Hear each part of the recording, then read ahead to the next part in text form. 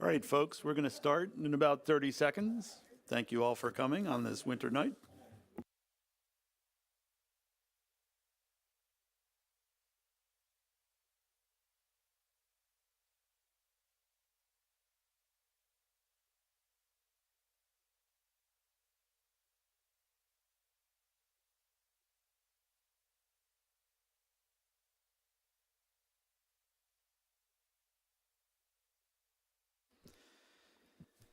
All right, it is 6:31. I call the Champaign County Environment Land Use Committee meeting to order. Would the clerk call the roll for us, please? Rogers. Farney. Present. Locke. Here. Rodriguez. Here. Storr. Esri. Here. Thorsland. Here. All right, we have a full board in January, and that's wonderful to hear. I now entertain a motion to approve the agenda with addendum. Moved by Locke, second by Farney. Any discussion? If not, all those in favor signify by saying aye. Aye. Those opposed, the agenda is approved.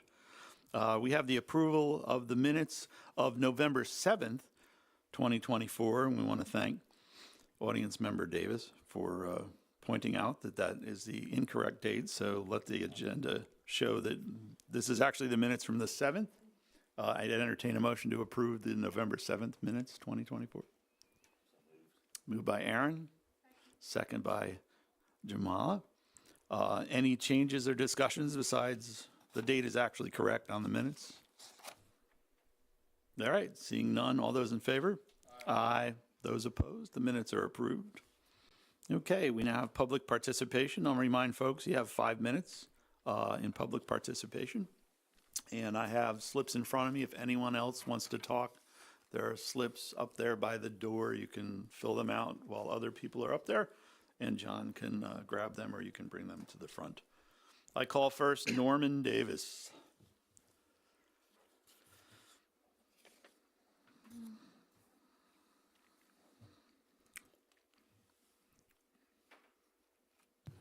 Good evening.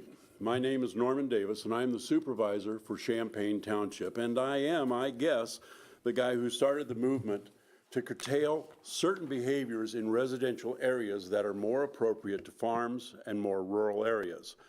These behaviors center around, for the most part, the thinking that residential property can and should be used for the raising of farmyard animals such as chickens, ducks, pigs, and hogs, and other barnyard critters. These are behaviors that belong on a farm and with some distance between homes, and not a residential area where the noise, the smell, and the animal waste impact people in a much greater density than is true in a rural area. This started with some people who used their backyard to raise chickens, including roosters which crowed at all hours of the day and night, disturbing the neighbors both close and as much as a block away. When this board recommended an amendment prohibiting the roosters, those same people introduced hogs into their half-acre property, further aggravating the neighbors. Eventually, a threatened lawsuit rectified some of that situation, but it prompted this committee to ask Mr. Hall to look into and to draft an ordinance to codify what is allowed and what is not allowed in residential areas near to home rule cities. Back in November, I spoke to this committee about my support for this ordinance with suggestions to make it more precise and enforceable. I won't reiterate those remarks as they are very well summarized in the minutes you just approved. I just want to let you know that I am still in favor of the ordinance, and it is fair to all in that it allows some things but prohibits others, behaviors that have an impact beyond the borders of a neighbor's fence line. Please, once the consideration period has expired and you have had time to consider the items I suggested, I urge you to pass on this to the committee of a whole for their consideration. Now, one other item I saw in the agenda packet, you have a letter concerning noxious weeds. This is a problem in the county, let me tell you, folks. This is a real and persistent problem and needs constant attention. For example, the exotic and noxious weed, poisonous hemlock, is just about everywhere you look from May through July. It is a highly poisonous plant, and when people try to remove it, those people must use protective clothing, including gloves and masks, as just touching the stems may introduce the poison into a person's system. It's a very noxious and very bad plant. There are some other weeds on that list, some noxious, some exotic, and some just a persistent problem. There are laws that control these plants, and I urge you to give this letter and its recommendations serious consideration. I suspect that you will also need to enlist the townships in your efforts to control the weeds, and I will gladly lend my support to your efforts. Thank you for your time and your consideration. Thank you, Norm. And if I could remind the clerk to start the clock maybe the next time. Norm, I wasn't too worried about. It was running back here. Oh, okay. I was looking at just that. So if it's running there, then we can leave it. I think everyone that's here is experienced enough, and we'll just let it freeform. So. I can give like a 30-second warning. All right, and we'll straighten that out for the next time. I now call Andy Harper.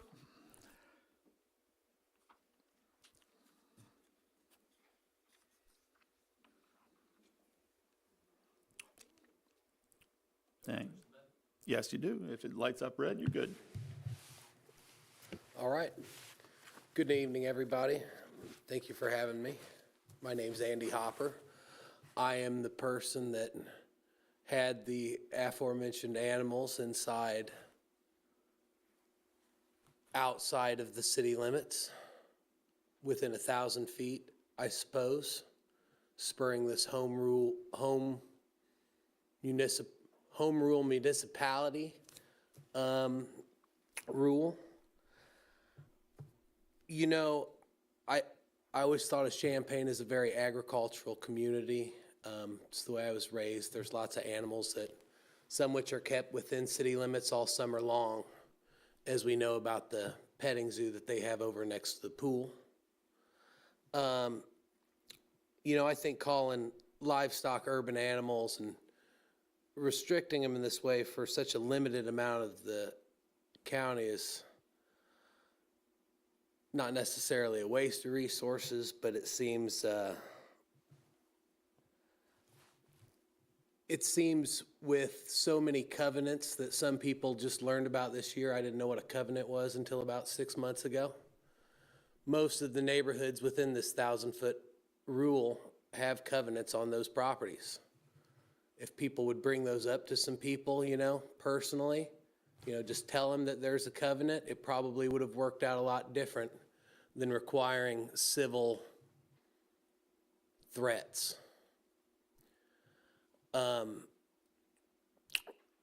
It was hard to feel like I wasn't targeted during this. Agriculture is protected on all lots in Champaign County unless you lived at my house. And, I had a fence for my animals. It's a requirement to have fences around your animals to have livestock. You can't have a fence without it. And as far as I understand, I was the only person that received a letter to pay $4,000 to keep their fence because they live in a floodplain when all of my adjacent neighbors have fences. And maybe I'm wrong in that. Maybe everybody paid that $4,000 fee to the Department of Natural Resources like I was forced to apply for. But I'm not sure that would be it. I believe Mr. Hall would have to answer that question for me. But thanks for your time. I really appreciate it. All right, thank you. I now call Allison Harper.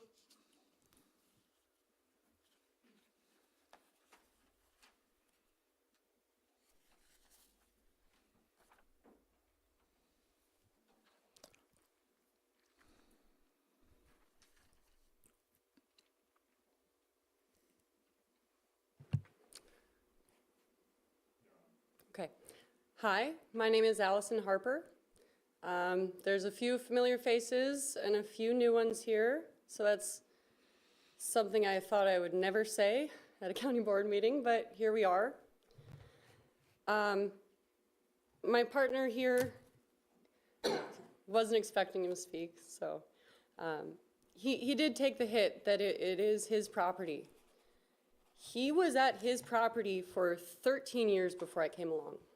Mind you, his neighbor, probably never a huge fan, but never came up to the council either. It was because I wanted animals, and I continued to take care of the animals and show that, yes, we could take on more. We start with chickens and ducks and turkeys, and those 2 turkeys from the first year are still alive. They're doing great. They were pardoned this year.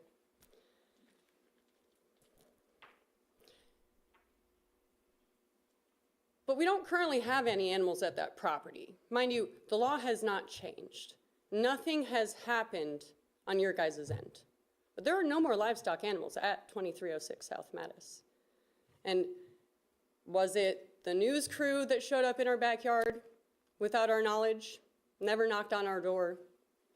Was it the fence regulation that we could no longer have a fence? Or was it being served with a civil suit, citing a neighborhood covenant? That says we can't have any buildings, we can't have any animals. Had to get rid of them. It just is what it is. Now, luckily, that fence ordeal happened within enough time that we had started to try to figure out where we could maybe relocate our animals to.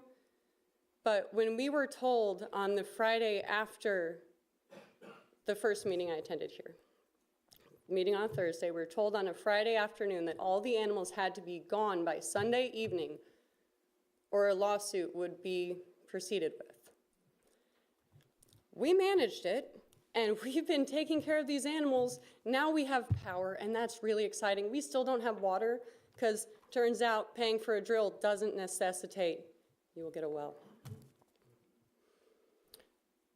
So it's not ULOC that removed the animals. I don't think there's anyone else crazy enough to be honest. You know, I looked at the county zone map, and it's a pretty wild map. I'm sure you guys have all looked at it, how it goes in and out and zigs and zags. And so there's a few pieces that are just on that thin perimeter that would count as the 1,000-foot rule of home rule municipality. I believe Champaign is the only in the county that has that. Please correct me if I'm wrong, but as far as Champaign is concerned, there's a few neighborhoods. In Zone District 1, there's a neighborhood on North Anthony near Mattis, and a neighborhood north of 74 by Market, both of which are zoned as economic development zones, which I think there's outside funding, and they probably care about what happens in there and have rules, would be my assumption. In Zone 2, south of Windsor, across from the Unit 4 Administration Center, there is a very small pocket neighborhood. All the houses look quite nice. I would be inclined to think they have a neighborhood covenant. As I've learned, they're quite popular. In Zone 3, it's pretty much just industrial districts, but there is, on North Duncan, there's this really cute little, very agricultural district, and it's probably zoned ag. But there are several small properties that this could apply to, 4 or 5. In Zone 4, nothing. The only non-city is craft, which is fascinating to me. Now in Zone 5, where we are at, there's a big pocket with Maynard Lake and Lincolnshire Golf Course, both of which do have specific HOAs excluding all livestock. There's Rolling Acres, which does have an HOA. I was not able to find the specifics of their rules, but regardless, the other side of them is Curtis Orchard. So let them figure that out, in my opinion. There's another 4 or 5 houses on South Duncan, similarly, might be zoned ag. And then there's us. We're also in a neighborhood covenant. So quite frankly, I think adding any laws is quite silly, and I would love to pick apart the nitty-gritty of this proposed amendment, but I've run out of time. Thank you. Thank you. I now call Eric Auth.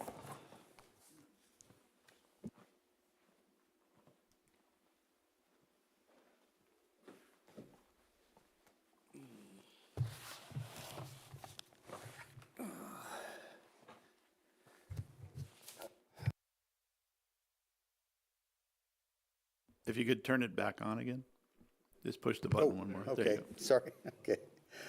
I live at 2220 South Madison, the Fritchie subdivision, and it's part of a 60-acre tract that is bounded on 3 sides by the city of Champaign and on Windsor Road on the south. It includes areas such as Harrington Drive, Brookshire East, and Carlisle Drive.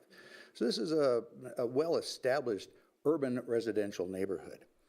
And we had the an unfortunate situation that immediately adjacent to us, where our neighbors had house farm animals, as many, and this is a half-acre lot, with as many as 5 roosters, 40 chickens, up to 20 ducks, 5 turkeys, and 3 swine.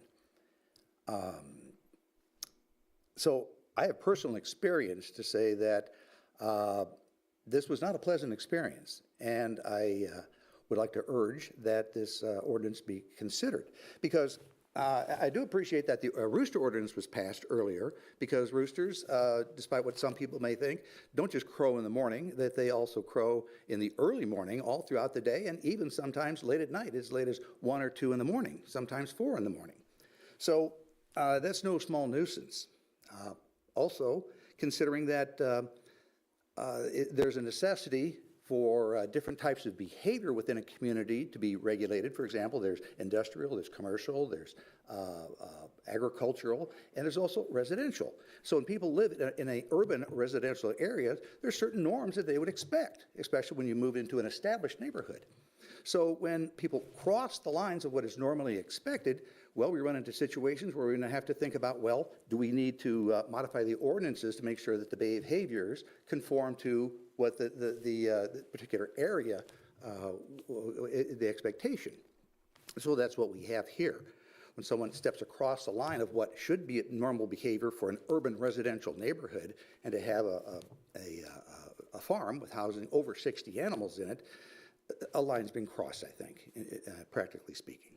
So that's why I'm saying that I urge you to consider this ordinance to restrict the number and type of animals that may be in these urban residential neighborhoods. Now, I do understand that in my particular case, I'd just be an advocate to say, hey, no farm animals of any kind. But I also see that, with the city of Champaign having established a precedent, and that, in the spirit of compromise, sure, we can allow a certain number of not too noxious animals. And so currently it's saying, well, up to 6 hens. And I'd like to refer to, attachment A, and in section 7.8.1, section A9, they talk about having a flexible limit that can go up to 18 hen equivalents. Well, I'd respectfully request that maybe that be lowered. Again, having lived next door to, quite a large population of animals, I'd just soon keep it as low as possible. Then I have a couple of questions too.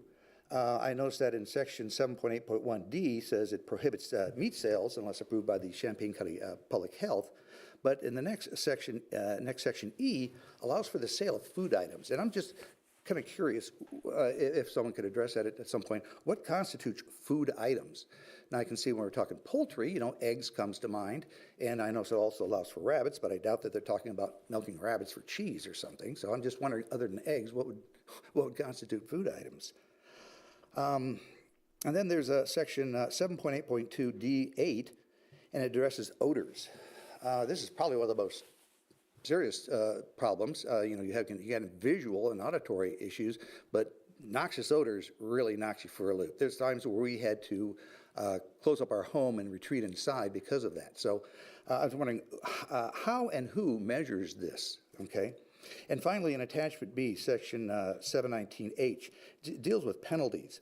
And I'm just wondering exactly how would the public lodge a complaint? I don't know if there's nothing specifically mentioned. I don't know if there's some, you just call the county or whoever, or if there's some particular office that needs to be addressed. So I thank you for this opportunity and appreciate the consideration. Okay, thank you. I now call Jonathan Hettinger. And the mic's already on, so just take your seat. Hi, my name's Jonathan Hettinger, 402 South Race Street here in Urbana. I am here on behalf of the Prairie Rivers Network, and I'm just here to encourage you to move forward with the moratorium on carbon sequestration and echo the sentiment of the dozens of people that the county board and ZBA have heard from over the past few meetings, and here to answer any questions when that item comes up. So thank you. Thank you, Jonathan, for being here. Thank you, Jamala. I now call Jeremy Rather. And correct me if I read that wrong.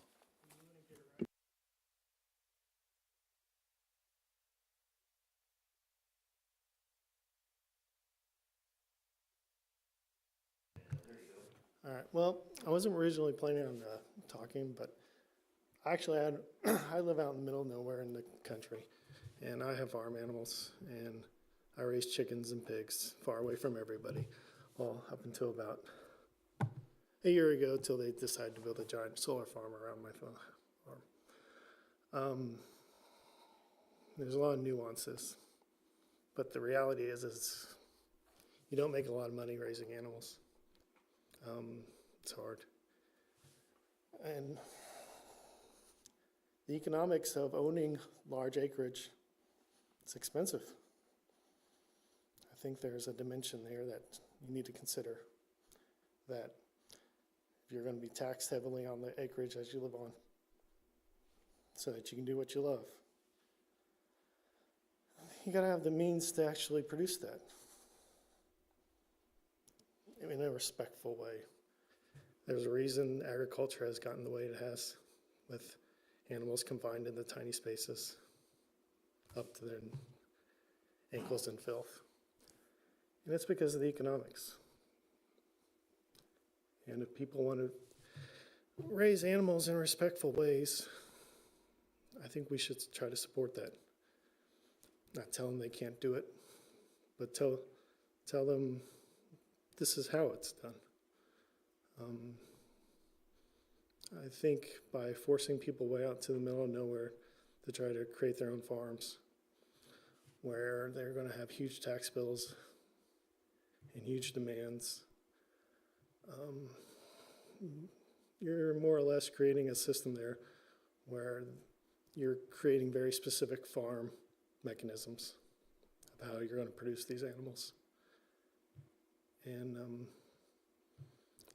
I don't think everybody agrees upon those methods. I sure as heck don't think that you should try to squeeze as many animals as physically possible onto as little land as you can. But if you want to pay the bills, oftentimes that's where it goes. So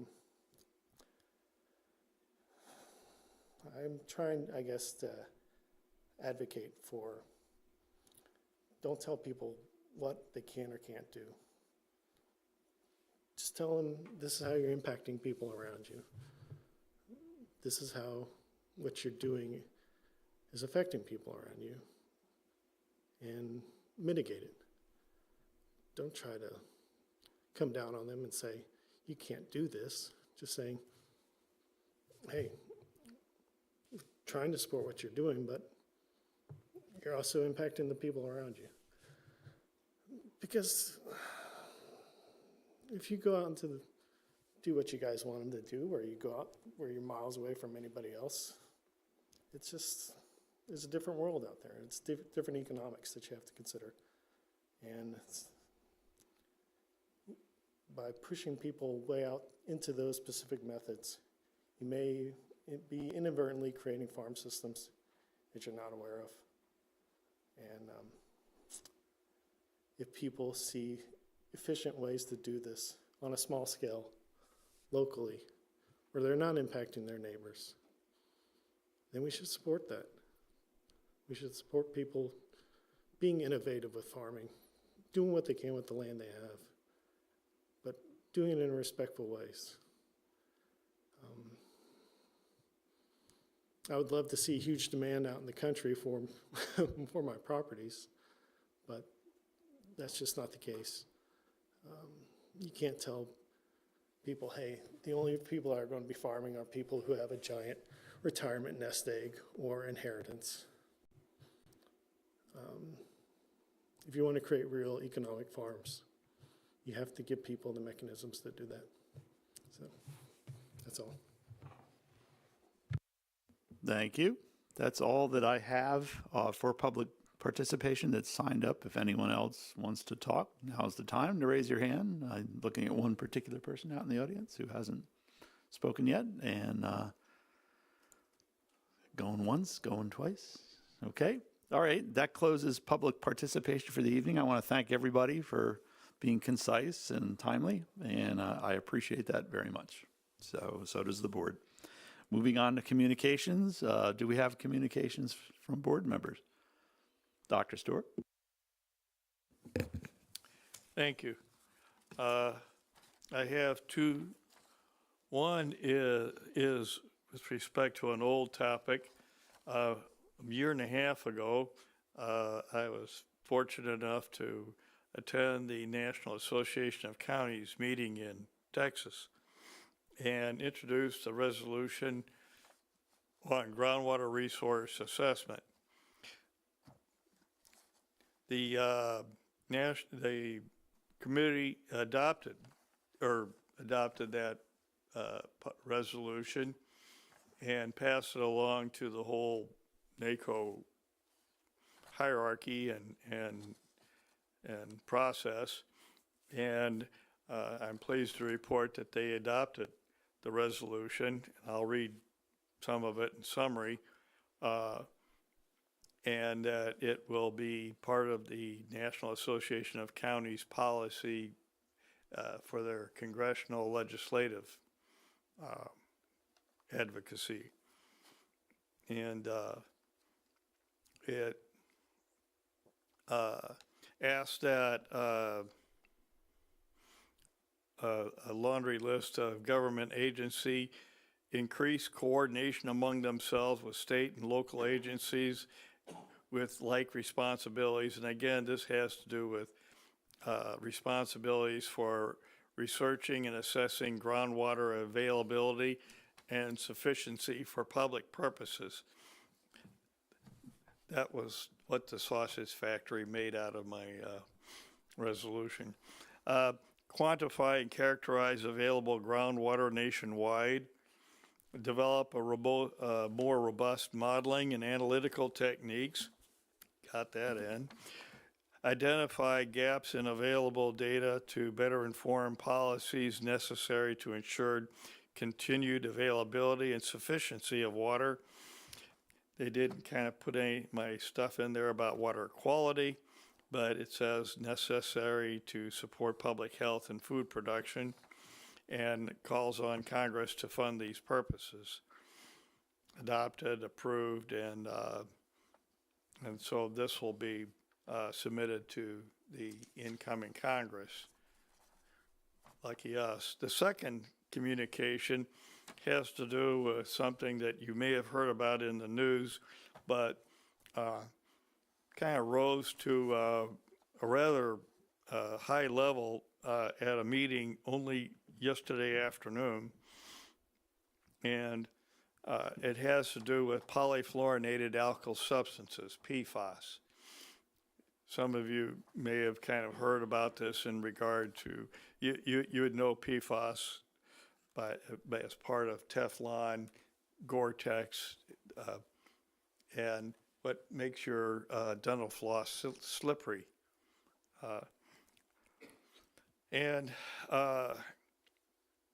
Under consideration will be a resolution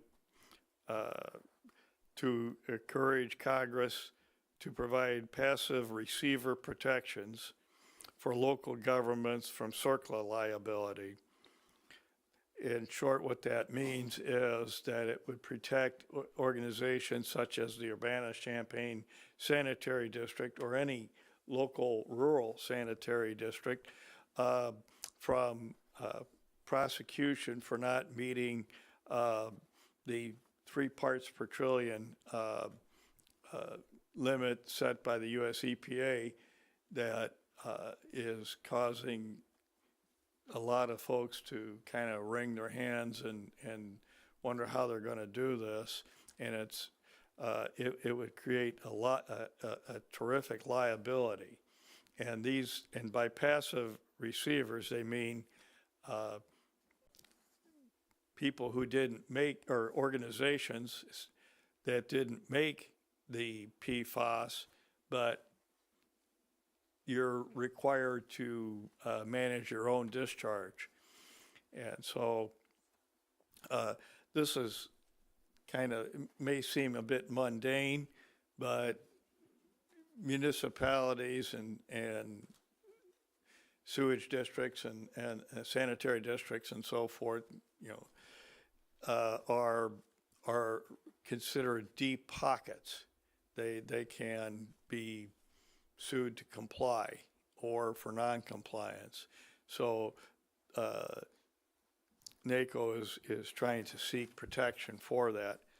And in conjunction with one of the local sanitary districts, I proposed an amendment that this would provide for financial support for research, demonstration projects, and toxicological studies for treatment and removal of medications, personal care products, and other chemical pollutants which occur in waste streams and stormwater.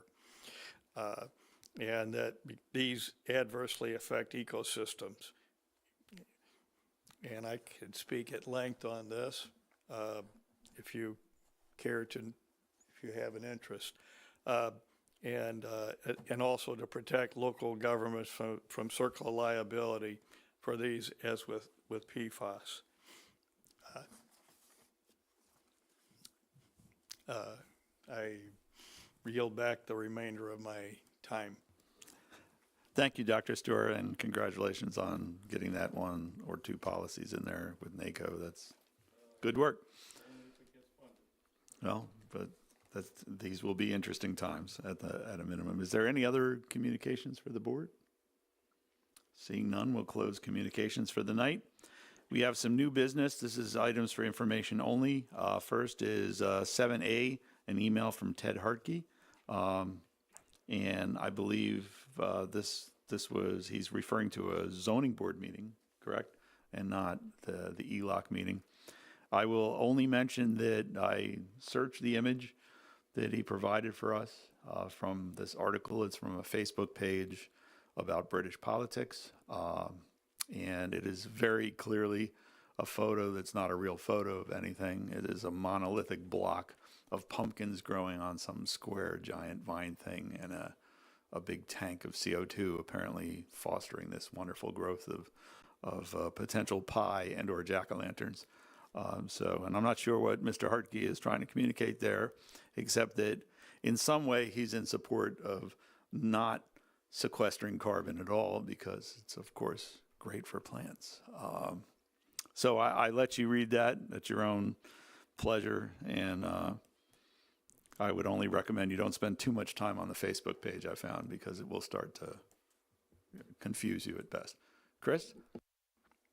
I spoke with Mr. Hartke about this, and I referred him to an article from the 1970s that looked at this very topic, and it turns out excess CO2 goes to create greater biomass, but not greater fruit, meaning that more leaves, but not more fruit or seed.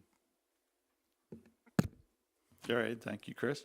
Item B, 7B, is the notice of noncompliance with Illinois' noxious weed law. This is not the first time we've seen this. We see it, I think, on occasion. John, you can maybe elaborate a little bit on what it is and what we are expected or do with this. I think we always sort of realize that this is almost an impossible situation to take full action on. Well, it's not impossible if you want to appoint someone to study the 1,000 square miles of the county and find out where we're likely to have noxious weeds come up in the coming year and formulate a plan to control all of those noxious weeds. I believe it's just infeasible to do that. We deal with this on a complaint-by-complaint basis. I'm happy to say we didn't get any complaints in 2024. We normally get maybe a half a dozen complaints over the course of a summer.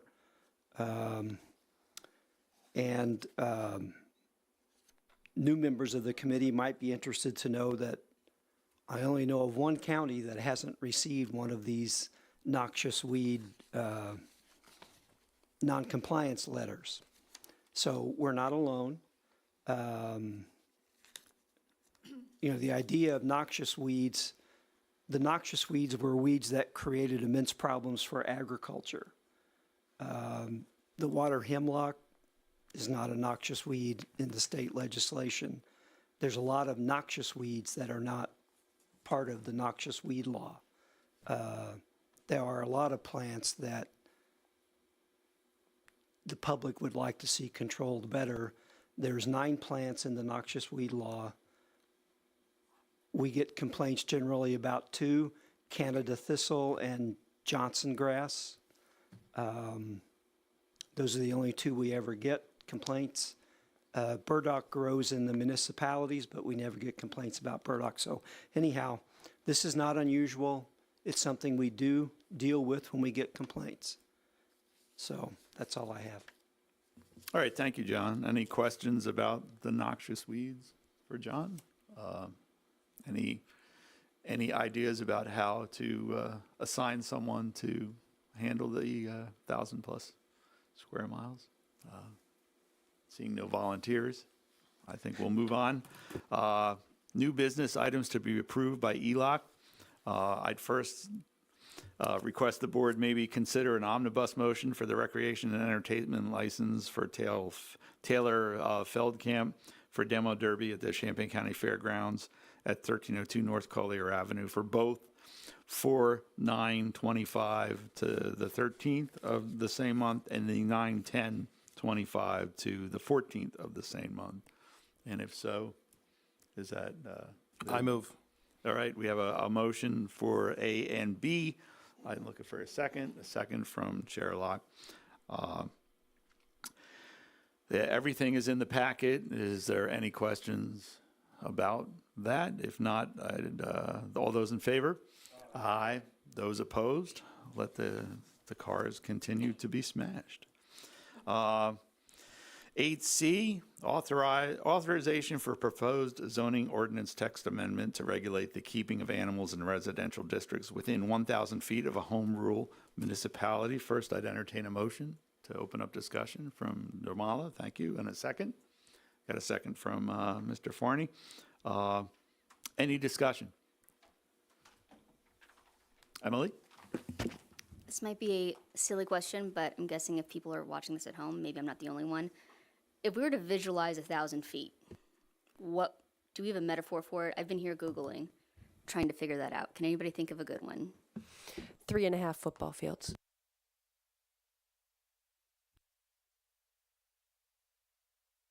I was going to say a little over 1/5 of a mile, but we.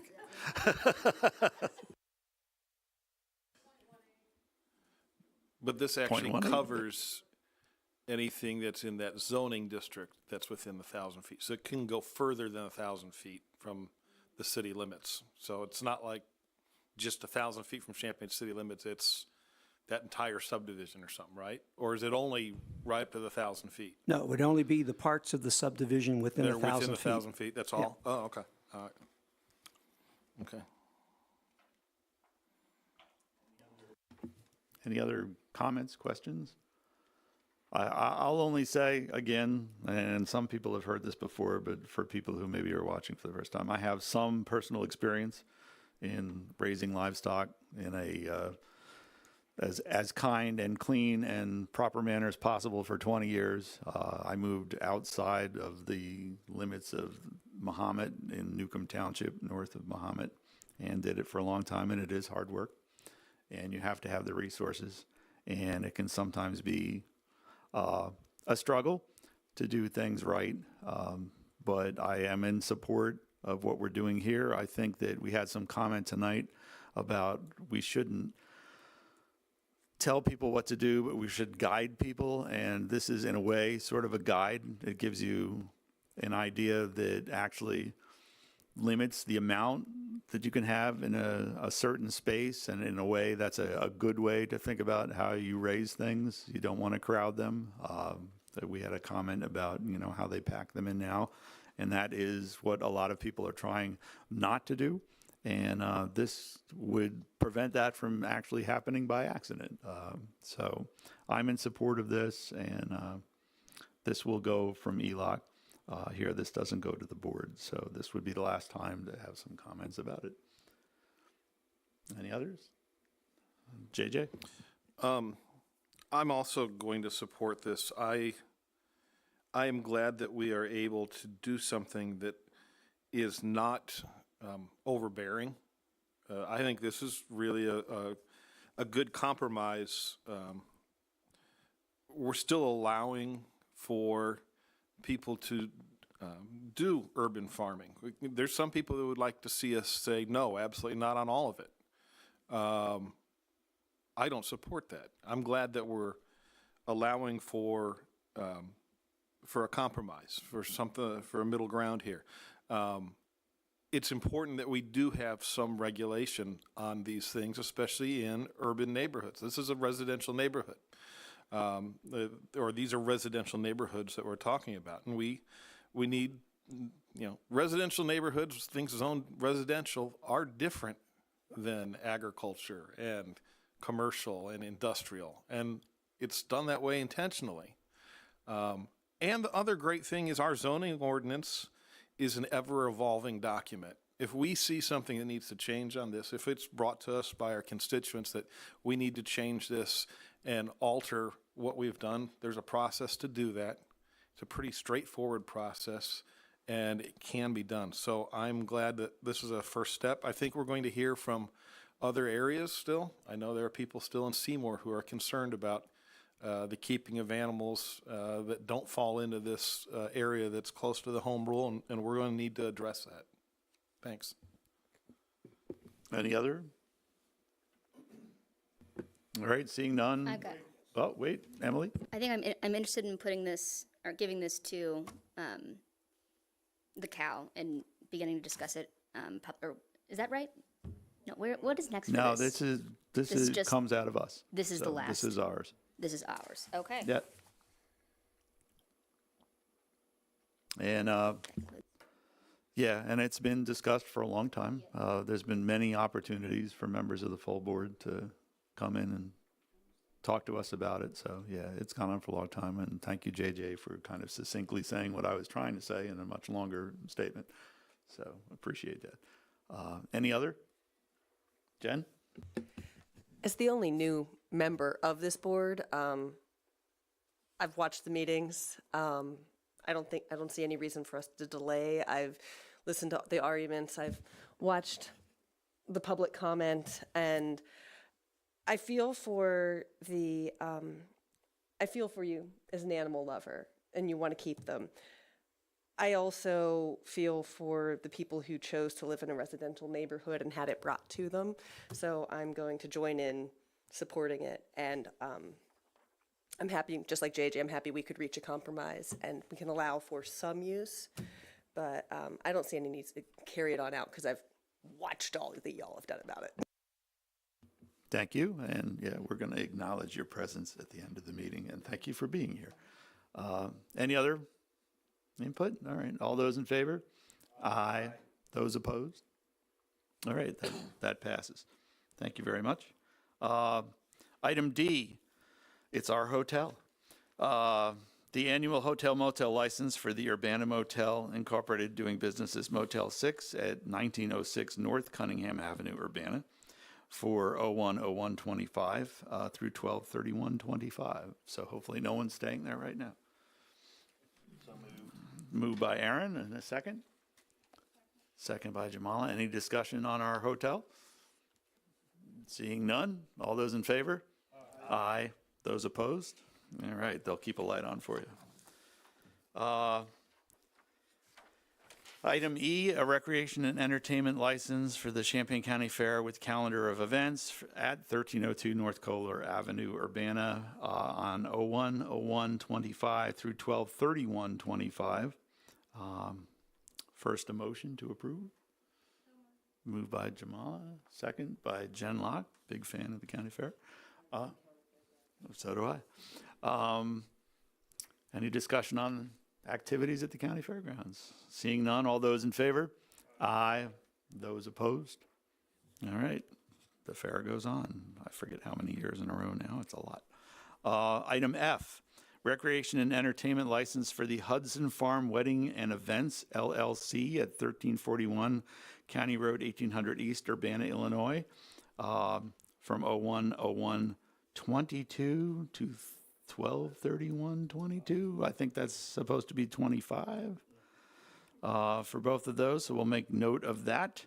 Has it been that long? Yeah, I think I was on ZBA when we approved the Hudson Farm thing. I'd entertain a motion. We got JJ, and then Aaron, you can have the second. Any discussion on the Hudson Farm Wedding and Events Center? A lovely place. All those in favor? Aye. Those opposed? All right. That wraps up all of those items that we approve here at ELOC. We move on to new business items to be recommended to the county board. A is zoning case 157 AT 24, amend the Champaign County zoning ordinance as to add a temporary 12-month safety moratorium on carbon sequestration activities as described in the legal advertisement. First, I'd entertain a motion to discuss. JJ and Dr. Storr. All right, I think that's great. Any discussion? Dr. Storr? Pains me that I'm not allowed to speak at length, but I think this is important for protecting our sole source aquifer, and gives us a chance to consider this new type of activity, and I hope that we will establish a task force or a group to look into this and